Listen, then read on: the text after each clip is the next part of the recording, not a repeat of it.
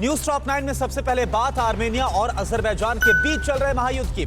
Azerbaijan ने Armenia के कितने इलाकों में किया कब्जा, जंग की वजह से कितने हजार लोग बेघर हो गए हैं, फ्रांस ने तुर्की से क्यों अपना राजदूत वापस बुला लिया, जंग से जुड़ी इस वक्त की बड़ी खबरें कौन सी है, न्यूज टॉप 9 विध्वंसक महायुद्ध में आप देखिए। आर्मेनिया और अजरबैजान में 29वें दिन भी आर पार की जंग जारी है। जंग में अजरबैजान लगातार आगे बढ़ रहा है और आर्मेनिया के कई अहम इलाकों पर कब्जा कर रहा है। अजरबैजान ने 36 घंटों के अंदर काराबाग के 22 और गांवों पर कब्जा कर लिया।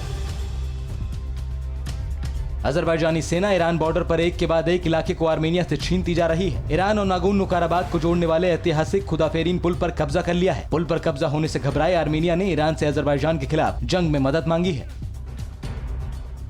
29 दिन से जारी आर्मेनिया और अजरबैजान की जंग की वजह से नागोर्नो काराबाग में 90,000 से भी ज्यादा लोग बेघर हो गए हैं। मिसाइल और रॉकेट हमले में 8,000 से ज्यादा इमारतें, अस्पताल, स्कूल, सड़कें भी तबाह हो चुकी हैं। वहीं जंग में अब तक 66,000 से ज्यादा लोगों की जान जा चुकी है। तुर्की के राष्ट्रपति एर्दोगन ने अजरबैजान और आर्मेनिया के बीच चल रही जंग के लिए फ्रांस को जिम्मेदार ठहराया है। एर्दोगन ने कहा कि अजरबैजान को कमजोर करने के लिए आर्मेनिया को फ्रांस हथियार सप्लाई कर रहा है। एर्दोगन ने कहा कि फ्रांस भूल कर रहा है कि उसके भेजे हथियारों से शांति आ जाएगी। तुर्की के राष्ट्रपति एर्दोगन के बयान के बाद फ्रांस ने तुर्की से अपने राजदूत को वापस बुला लिया है। राजदूत को वापस बुलाने पर फ्रांस ने सफाई देते हुए कहा कि एर्दोगन ने हमारे राष्ट्रपति के मानसिक हालात पर सवाल उठाए, जिसे बर्दाश्त नहीं किया जा सकता।